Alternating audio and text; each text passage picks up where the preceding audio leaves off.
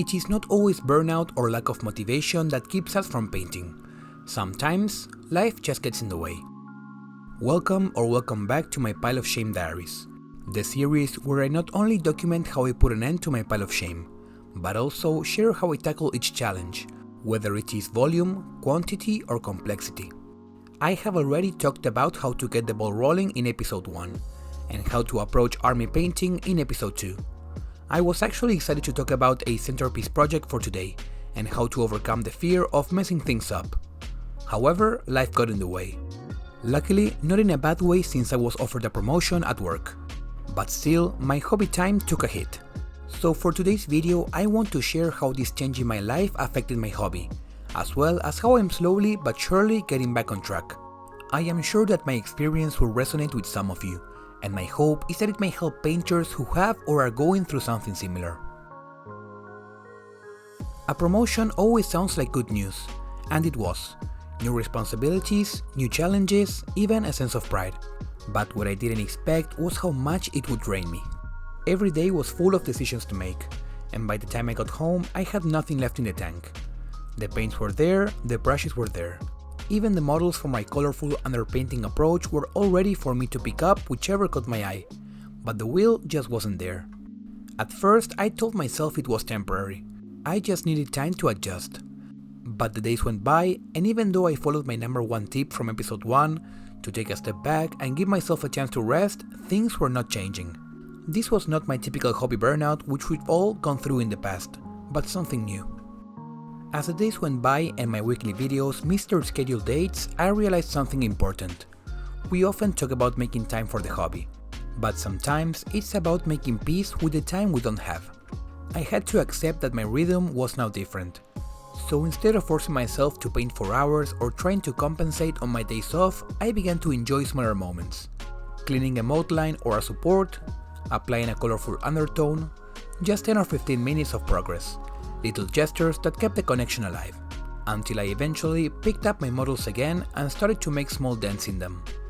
And speaking of small progress, here's what I've managed to paint since episode 2, and how each small project contributed a grain of sand to help me get back on track. Some of you will have already seen a few of these models from my recent tutorials, starting with a loose and stress-free attempt at non-metallic metal.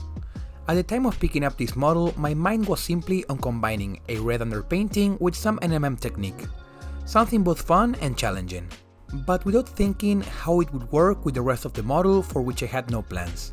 It was only many days later that I finished it.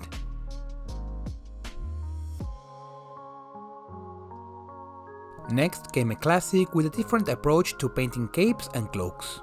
This is probably something most of us have painted or looked a tutorial on in the past. Again, I had no plans for the rest of the model, and instead focused solely on experimenting with fluo paints in a different way that I would normally use them. But it was with the Butcher Knight from the Great Hunger Trench Crusade release that the hype for a new model and a new faction finally overcame my exhaustion, and I pulled out my longest video to this day. My excitement then carried over to a model where I decided to push the details further than I had done in a while.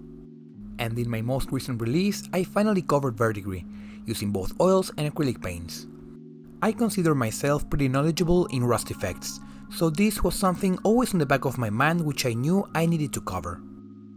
But there were other models that I painted off camera.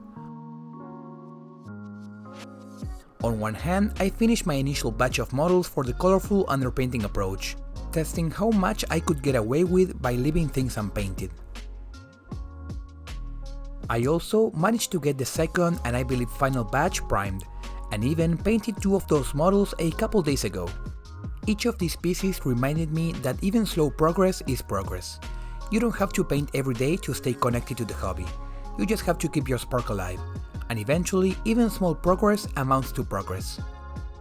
Sometimes we think that productivity equals passion, but that's not always true. Passion isn't about constant output, it's about coming back to something again and again, even after life pulls you away.